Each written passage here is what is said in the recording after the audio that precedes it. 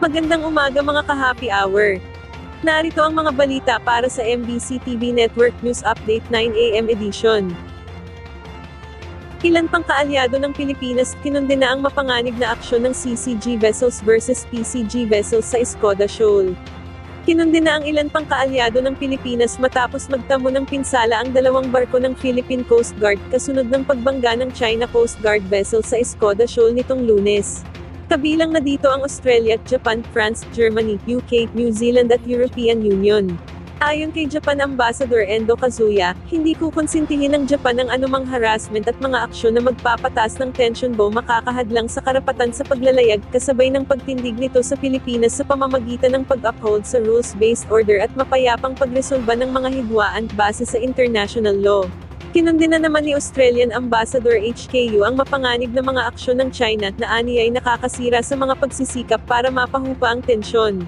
Pareho namang nagpahayag ng pagkabahala sa aksyon ng China sina French Envoy Marie Fontenelle, German Ambassador Andreas Pfeffernuchko, British Envoy Laure Beaufils at EU Ambassador Luc Biron. Samantala, bahagi ng Pasig Boulevard magkakaroon ng road rehabilitation simula mamayang gabi.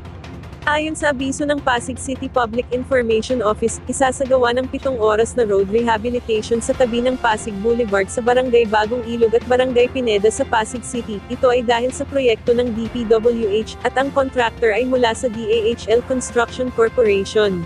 Ito ay matatagal ngayong araw ang road rehabilitation simula mamayang alas 10 ng gabi hanggang alas 5 ng umaga, sa darating na Huwebes, October 31. At yan ang mga balita para sa MBC TV Network News Update 9 AM edition. Abangan ang mga susunod na balitaan mamaya para sa 10 AM edition.